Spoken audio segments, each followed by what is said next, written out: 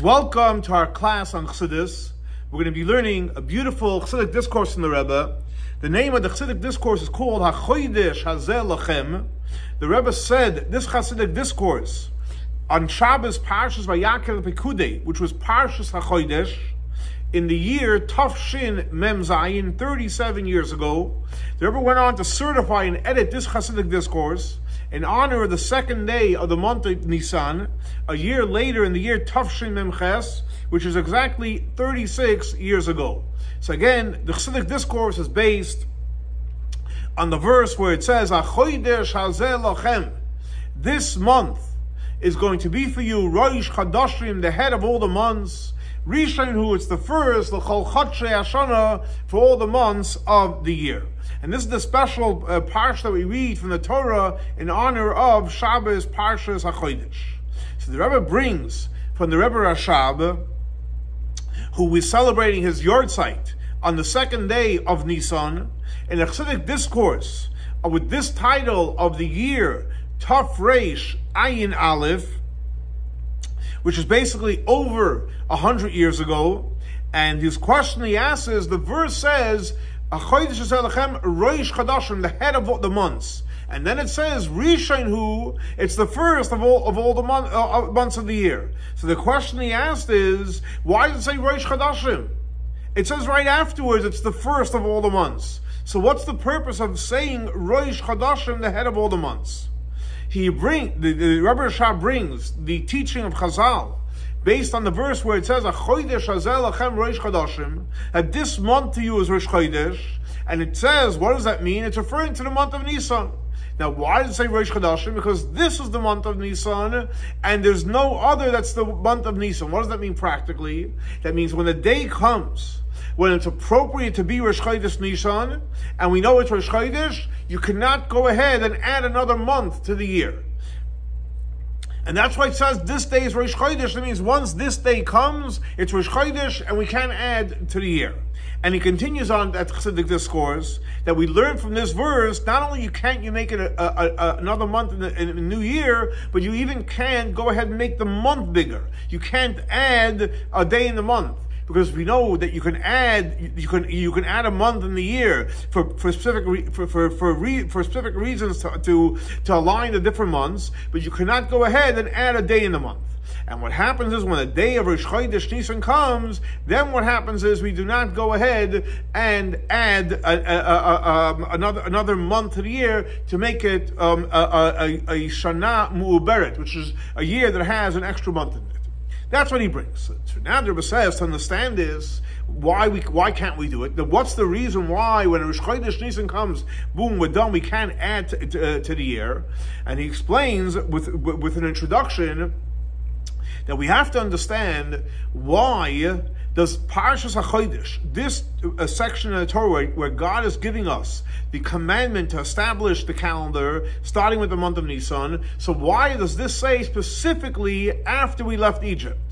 So right away you can ask the question, what do you mean? This section in the Torah where it talks about establishing Rosh Chodesh was given to us before we went out of Egypt. Nevertheless, in that Chassidic discourse, he says it was given to us after we went out of Egypt. So right away, in the footnote right here, the Rebbe explains that later on in the Chassidic discourse, the Rebbe is going to explain why he calls this why is it considered that we have this Torah portion after we left Egypt, and even though technically it was before. So later on, the Chassidic discourse, the Rebbe puts in a footnote, we'll answer it, and it's actually a beautiful answer. Let's not get ahead of ourselves, and we will get back to that to clarify why that's so. But irrelevant, his point he's trying to make is, why is it that the mitzvah of establishing Rosh Chodesh, and specifically the month of Nisan, why is that after, so to speak, the commandment of going out of Egypt? So he explains over there that the Parshas HaChodesh is mainly, it's actually the beginning of the Torah. This Torah portion of Parshas HaChodesh, it's actually the beginning of the Torah. How's the beginning of the Torah? It's in the middle of the Torah. So he says, we know Rashi says clearly that the Torah really should have started with HaChodesh hazeh lachem. So if that's the case, why did he start off with Bereshit, the creation of the world? So Rashi explains the reason why he starts with that, even though he should have started with Chodesh, is to teach the power of Kadosh Baruch Hu. Hashem created the world, and therefore, because Hashem created the world, he could do whatever he wants with the world, and he gave the Jewish people the land of Israel. In other words, but the fact is, if not for that reason, where should the Torah start with? The first mitzvah we received, which is establishing the calendar. In other words, so all the Torah portions, before Parashat Chodesh, what is it talking about? It's talking about the revelations of the world. Hashem created the world, it's his world, and all the revelation that took place in God's world. And from starting with Parashat Chodesh, and thereon, it talks about the revelations of the Torah, which is higher than the revelations of the world. And in order that you should have the revelations of the Torah, you first have to have the preparation of, unfortunately, going into exile in Egypt and going out of Egypt. And that's why the minute we left Egypt, and again, like he's going to explain later, what does it mean the minute we left Egypt? Because technically we received it before, so we have as a preparation to receiving the Torah, and we have the Parashat HaChodesh, which starts the beginning of all the revelations of the Torah. So the Rebbe is saying over here is as follows: that Parashat HaChodesh, that is the beginning of the Torah. And the fact that the Torah should have started with Parashat HaChodesh. The only reason why it started with everything before is because God wanted to establish ownership of the world, and because he has ownership of the world, he can give the land of Israel to whoever he wants. So, in other words, basically, everything until Parashat HaChodesh is talking about God's revelation in the world. Parashat HaChodesh starts something new, the revelation of God through Torah. And in order to receive the Torah, we unfortunately have to go, we were in exile in Egypt, and we have to leave Egypt, and we have to go to Mount Torah, and now we're getting the first piece of Torah. Now, so in other words, we're seeing clearly there's a major difference between the revelation of God in the world and the revelation of God through Torah. So in order to understand the tremendous quality of the revelation of Torah, so first he explains the quality of the revelation of God in the world. Because the fact is like this: the revelation in the world is higher than the world. So he's saying there's three levels here. There's world, the world, physical world. Then there's God being revealed in the world, that's already an upgrade. And then there's God being revealed through Torah. Three levels. In other words, what does that mean? He explains as follows: the world is a place which is finite. You can measure it from here to there, or it takes time to go from one place to the other. In other words, just like the heaven and the earth down here, literally this physical world, it's finite. It's a finite world. As we know, it says, to go from the earth to the heaven, it takes 500 years. And the width of every heaven, etc. The same thing also in reference to heaven and earth in the worlds of Bria, Yetzira, Asiya, even the spiritual worlds, is also finite. Now, the source of the finite in the worlds of Bria, Yetzira, Asiya, what's the source that everything is finite? Comes from the vessels of the world of Atzilut. In other words, what's the source of the fact that there's limitations in the world? It comes from the vessel of the world of Atzilus. So what do you see from here? That even the vessels of the world of Atzilus, and as we know, the world of Atzilus is a godly world. It's Eitzel, it's close to Hashem, but even though it's godly, already in the vessels of Atzilus, you have limitations. It's finite. So that is the world. The world is finite. The source comes from the vessels of Atzilus. However, now we're talking about the second level, the revelation in the worlds. What does that mean, the revelation in the worlds? It's referring to the light. And the Kabbalistic terminology is called the Oyer HaKav, the light of the line that comes into the world. And what is the source of the revelation, again, which comes from the light of the Kav? The source is, and I'll say it in Hebrew, I'll translate, Atzmos Oyer Ein Sof, from the essence of the infinite light of before the Tzimtzum. And that is, obviously in that level, it's infinite, but because it came into the vessels, it comes in to some kind of form and a shape, and it's divided up. Now, but this, that it comes into a vessel, and it gets, therefore it has a shape and has a form and has its limitations, because the fact is, even on its own, before it came into the vessels, it's also finite. Why is that? Because when it comes down from the infinite light before the ''tשm. How does it come down to this world? It comes through, it has to pass through a ''tשm. It has to pass through a contraction of light. So when it goes through the ''tשm, the contraction of light, it starts getting into a finite level where you can start measuring it based on the vessels and the worlds it has to go into. And therefore, after it comes in to the world, through many different tzimtzumim and many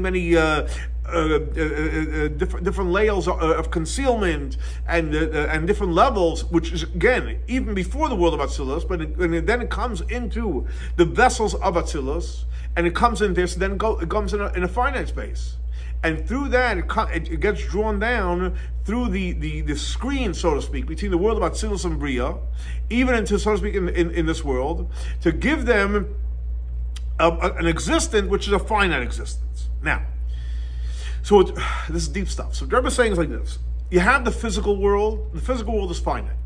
What's the source of the physical world that's finite? From the vessels of Atzilut. That's the world. Then you have the revelation in the world, which comes from the Oirakav, and that comes from the light before the tzimtzum.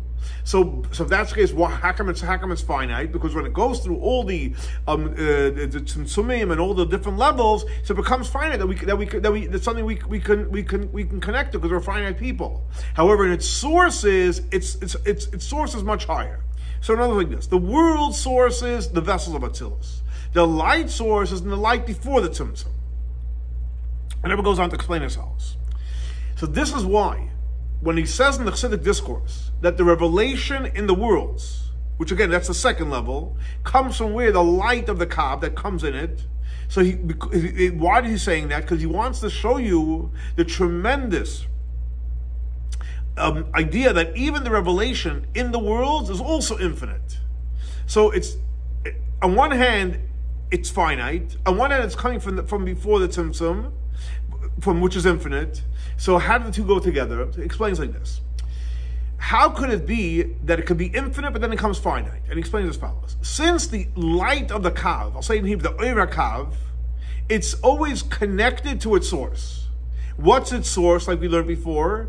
In the infinite light before the tzimtzum. Now, even though it's connected through it's already connected, it went through a tzimtzum, but nevertheless, even after it goes through the tzimtzum, it still remains connected to its source, and it has a component of its source. So therefore, even after this infinite light that went through the tzimtzumim, so even afterwards, when it goes into a vessel, and it goes into an internal way, because the fact is, it gives it its life force, it doesn't get really affected by it. And it stays connected to its source. So yes, it comes into a vessel that's finite, but the vessel doesn't have an impact on it. It stays true to its source. Now, that the light comes into the vessel and it gets involved in an internal way, just like, for example, the energy of the soul that comes into the body, where it gets involved in the internal way.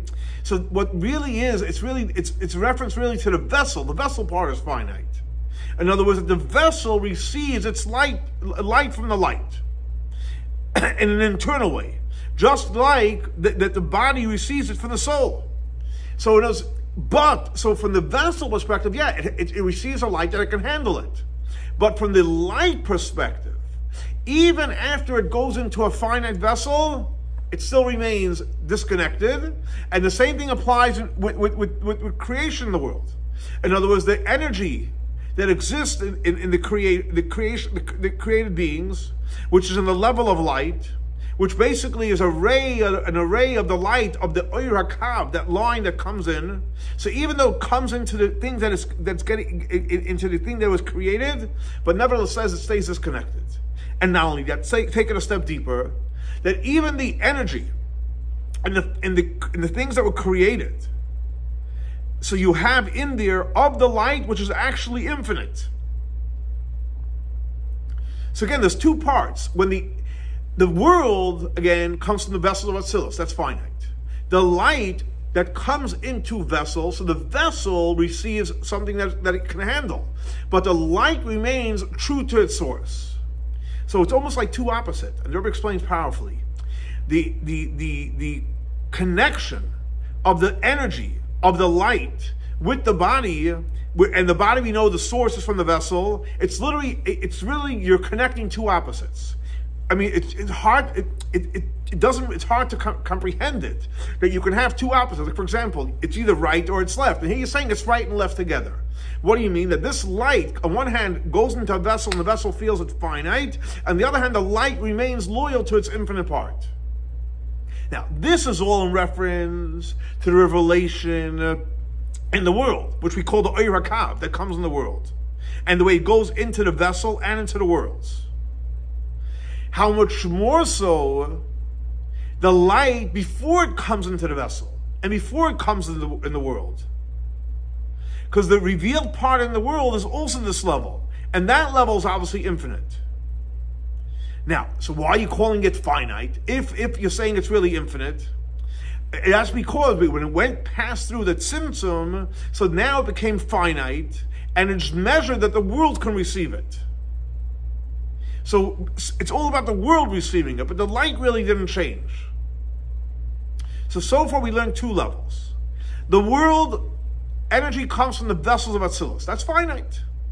Then you have the light in the world, which comes from the light, Ohr HaKav, which is connected always to its source. So there's two components, almost like two opposites. On one hand, when it comes into the vessel receives and experiences a finite light. But the light didn't change. The light is still infinite and still connected to its source. And that's the light that comes in the world. But from here you see the tremendous upgrade and the tremendous quality and the tremendous power and energy of the revelation of Torah, which is higher than the revelation in the worlds.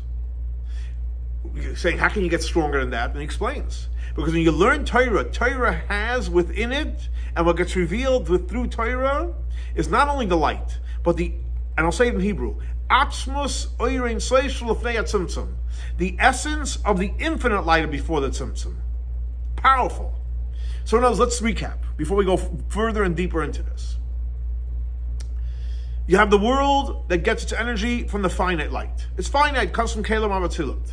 You have the light in the world that comes from where? From the Ohr HaKav, which it obviously comes from before the tzimtzum. Then through the tzimtzum, there's two components. On one hand, the vessel receives a finite package, but on the other hand, the light stays true to its source. The Ohr HaTorah is totally connected to the essence of the infinite light. And he continues on this discourse to explain that the kav, which we said on one hand is connected to the infinite part, and on the other hand it goes into a vessel which is finite, and even though it comes through a tzimtzum, but nevertheless it's also sourced in the Ohr Ein Sof before the tzimtzum. Why is that? Because when Hashem decided to create the world, this is before any tzimtzum, so he had a vision. Before the tzimtzum, everything is going to be afterwards. How can that be? Because he had a plan before the tzimtzum how the world is going to exist the way he wanted it to be. And he explains in that Chassidic discourse that even the source of Hashem's plan of a finite world, and this was taking place before the tzimtzum, it means he had a plan in potential, or like in his will. It applies where? To all the revelations in the world. So even though that the light of before the tzimtzum has no comparison to the world, you're talking about infinite light. And in order for it to come down to this world, that the light should have some kind of a connection to the world, the Ohr HaKav. So there had to be a component where there was a tzimtzum where literally the light was cleared off. But nevertheless, in the essence of Hashem, so to speak, it's a revelation which has a connection to the world. So from here we see even greater the revelation that takes place in the Torah. Because through Torah, you literally have the revelation of the essence of the infinite part of Hashem, which is even higher of any connection to the world. So what I'm saying is that even a step deeper is like this. The Ohr HaKav, even though its source is in the essence of the infinite part of Hashem, but it's over there where Hashem already had a vision. So even though it's infinite, but he had a vision for the world. Torah is even higher than that vision for the world. And you can say that this study explains in the Chassidic discourse that the intent of Hashem giving the Torah is to draw down into this world the infinite light of before the tzimtzum. In Hebrew, the intent of the Torah was to draw in Oyer and Sefer before the tzimtzum. Even though that the upgrade of Torah is that even in the infinite light of before the tzimtzum, what gets drawn in there, the revelation of the essence of the infinite part of Hashem, which has a connection to the world. So what's the point? The point is that even when you draw in that light, which has a connection to the world, it comes through a tzimtzum. Now, even though that the tzimtzum that took place in this light is called the first tzimtzum, the first contraction, but nevertheless, it's brought down in many places in Chassidut, that even before the first tzimtzum, there were many, many more contractions of light. It wasn't only tzimtzum rishon. Before that, there was also tzimtzumim. In other words, besides the fact that drawing down the light, which has some kind of connection to the world, and it's coming down from a light which is above the connection to the world, and it comes through that tzimtzum, but nevertheless, even that light that comes in also has some kind of tzimtzum. There has to be some kind of contraction of light from one level to the next. Why is that? Because even this light, the light which has no connection to the world, but nevertheless, it's being drawn down to the world. And beforehand, it was connected, and it was part of the essence of Hashem. And especially, you can say that when we say that it was in part of the essence of Hashem, and it was part of the essence of Hashem, and where there's no level of light. So what do you see from there? That drawing down the light in a place where it gets revealed. How does it come? Ultimately, everything comes through a tzimtzum. So even the highest level of light that you're saying, the source of the Kabbah is from the highest place, but ultimately there are some tzimtzumim. However, based on this Rebbe said, you can say that this that he says in the Chassidic discourse, that the intent of giving the Torah, what's the whole intent is? To draw in the light of before the tzimtzum. What is he trying to say? Not only to the light of before the first tzimtzum, but even before any tzimtzum that took place. So what Rebbe is now explaining a step further and a step deeper is that even the tzimtzum that exists before the tzimtzum rishon is only in reference to the light that came into the world. However, the light that comes into the Torah, and this is amazing because we learn Torah, comes from the light before any tzimtzum, not tzimtzum rishon, it's connected literally to the essence of Hashem. So when you learn Torah, you're literally connecting to the essence of Hashem. So based on this, Rebbe explains, now we're going to explain why he says in the Chassidic discourse that Parshas HaChodesh was said right after we left Egypt. But see, what was the question? Like we brought it before already. It says specifically in the verse, where did Hashem say Parshas HaChodesh? In Egypt. Not only in the Torah is it before we left Egypt, but it says Hashem told them while we were in Egypt. So what does it mean when he's saying is that Parshas HaChodesh was told us after we left Egypt? So he explains over here as follows. This that the Rebbe Rashab explains in the Chassidic discourse, that Parshas HaChodesh was said when? After we left Egypt. What does he mean? He means to say after we learned about the instruction and the story of going out of Egypt, the way the story is said in the Torah. In other words, after Hashem gave all the commandments in the Torah, to who? To Paroi. They should send the Jewish people out of Egypt, up until literally the last warning of the 10th plague, and right after Paroi said that everyone should leave. So what happened right after that? Then we had Parshas HaChodesh. So what Rebbe was saying is like this.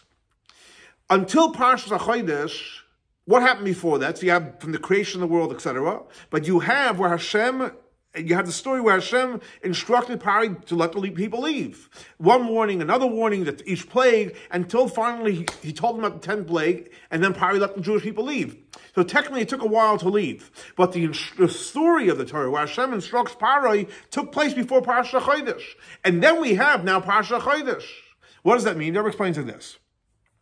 The upgrade of the revelation of Torah over the revelation in the world, like he explained in the Chassidic discourse, it's also in reference to the revelation of the world the way it's in the Torah.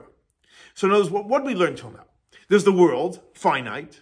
There's the revelation in the world, which comes from the Ur of Kab, which comes from before the tzimtzum, and there's two components. There's part where it comes into a finite world, but the light is connected to the infinite power of Hashem, and then you have the light of the Torah, which is totally connected to the infinite power of Hashem. The story about us going out of Egypt, which is dealing with the light of Hashem in the world, where there's a world of Egypt, we have to go out, that is like the level of the light of Hashem in the world. And the light of Torah is off the charts. And that's why he brings, in the Chassidic discourse, what Rashi says, that the truth is the Torah should have started where HaKodesh Lechem. And why did he start in Bereshis? Why is that? Because even the part where the Torah says, Bereshis bar beginning Hashem created the world, and also you have the stories of the patriarchs and the matriarchs, the way they are in Torah, it's only introduction to the ultimate of Parshas HaChodesh, because Parshas HaChodesh, that's where the heavy revelation of Torah begins. And therefore, even in reference to going out of Egypt, which is a preparation for Matan Torah, so it's talking about going out of Egypt the way it's in the Torah. So based on what Rebbe explains, and he says like this, he'd like to connect this. In other words, the revelation of Torah, which is higher than the revelation in the world, even the way the revelation in the world is spoken about in Torah. And he'd like to connect to what we explained before, that what is the revelation of Torah? I'll say it in Hebrew, Atzmus Oirein Soif Shalamayla Mekoltzim Tzumim. The essence of the infinite light, which is higher than any tzimtzum, all the tzimtzum that happened afterwards. Torah is connected to that level. And even the contractions that took place after the first tzimtzum. That means there's nothing. It's the essence of the infinite light. Torah is connected to the highest level. So based on what it's known, that the whole Torah, even the stories in the Torah, come before the world. What does it mean it comes before the world? Because where does the world start from? The world starts from the first contraction of light. The Torah which comes before is in the Oirein Soif, before the tzimtzum. Not only that, you can say that since even in the light before the tzimtzum, you already have the beginning of the source of the finite of the world, which basically is the Torah that comes before the world. That is in the level of light, of light before it has any connection to the world. And that also applies to the stories in the Torah, which is before Parshas HaChodesh. So what's the power of Parshas HaChodesh, which is the main part of the Torah, is the revelation of the essence of the infinite light before any contraction, before any tzimtzumim. So now, based on this, Rebbe explains beautifully, he says like that's why it says, "HaChodesh is Elechem." This month is Rosh Chodesh. Why is that? Because on Chodesh Nisan, what happened then? We got the revelation of the essence of the infinite part of Hashem through this mitzvah, the way it's in the Torah.